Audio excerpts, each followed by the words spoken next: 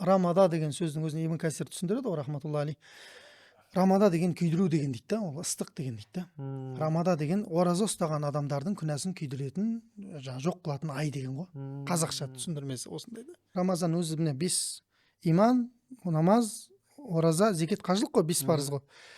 Рамазан өз алдына жеке құлшылық, ол Алланың алдында сұралатын. Сондықтан намаз оқымасаң да пока что ораза ұстай беруге болады шариғатта. Оразаңды ұстай бер. Өйткені небір адамдардың намаз бастауына оразасы себеп болған. Өзі бұл айда көп жеңілдік береді ғой Алла Тағала. Тек ең бастысы абай болатын жерлерге абай болсаң болды. Бізде енді абайлы мынау Рамазанның мақсаты өзі сол ғой. Лааллакум таттақун ғой. Рамазанның мақсаты сені Аллаға қарай жақындату, тақуалыққа итермелеу, бұрын істеп жүрген нәрселерінен тыйылу деген сияқты нәрселер. Сол үшін де Рамазанда тек асқазанды ғана емес. Ең бірінші асқазан, ауыз, одан кейін көз, одан кейін құлақ, одан кейін қол, одан кейін аяқ. Мына одан кейін ең соңғы 6-шысы жүрек. Осы 6-ауы да ораза ұстау керек. Қалай? Тілдікі түсінікті, аузыңды тиясың, тамақтан и өсектен, ғайбаттан тиясың. Артық нәрсеге тіліңді былғамайсың. Егер де былғайтын болсаң, сол күні тек қана аш жүрді деп жазылады болды. Рамазанның сауабын түсіңде көресің.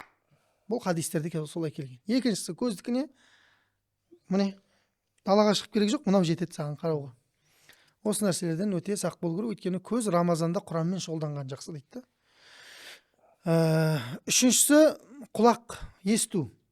Екі адам өсек айтып отыр, ғайбат айтып отыр, жұмыста отырсың. Мен оразам, главное, бұларда шаруам жоқ, өздерде. Сен соған серіктес боласың дейді. Құлақтың оразасы кетті.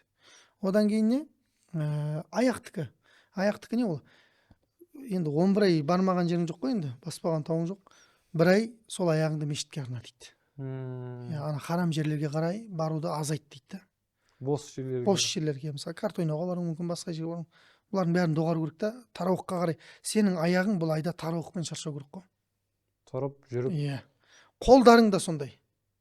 Қолдарың лудаман болудан қойылу керек та.